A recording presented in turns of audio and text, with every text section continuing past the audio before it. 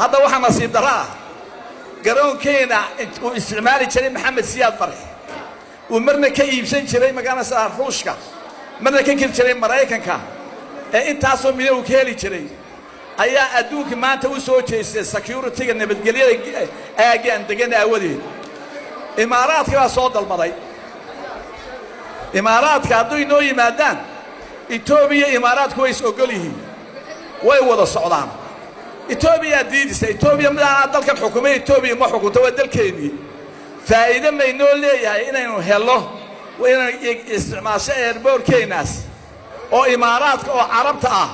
oo maanta intii yarada DB qaadanay baasaboorkeena way nagu dhuftaan macaawidayna siiyaan way inoo dhisayaan wadadii Xasan Sheekh inoo diiday waa ka qabtay weel banka waxay inoo dhisay Emirates-ka inoo dhisinaa maanta airbortkeenna haddaynu isna ku tiirano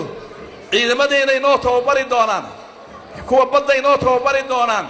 shaqaynu ka heli doonaan waxay noqon doontaa wadan in ilaaliyo ibreelano heshiis military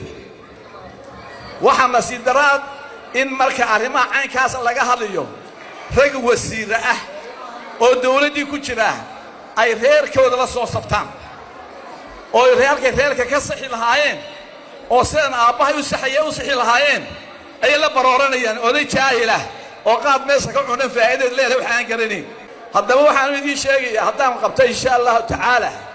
inaanay cid dul sheegataa jirin ee dhulka la wada leeyahay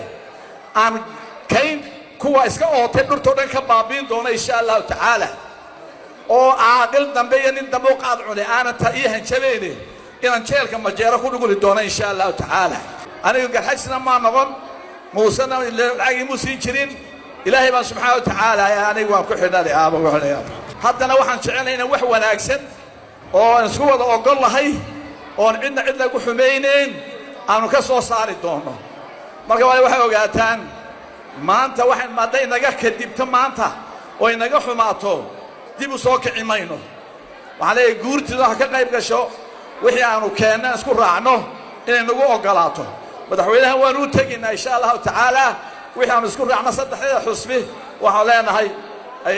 nagu ogolaan doonaa labada nin layligana waxaan leeyahay godkiis Axmed Siirey ana ku jira doorkade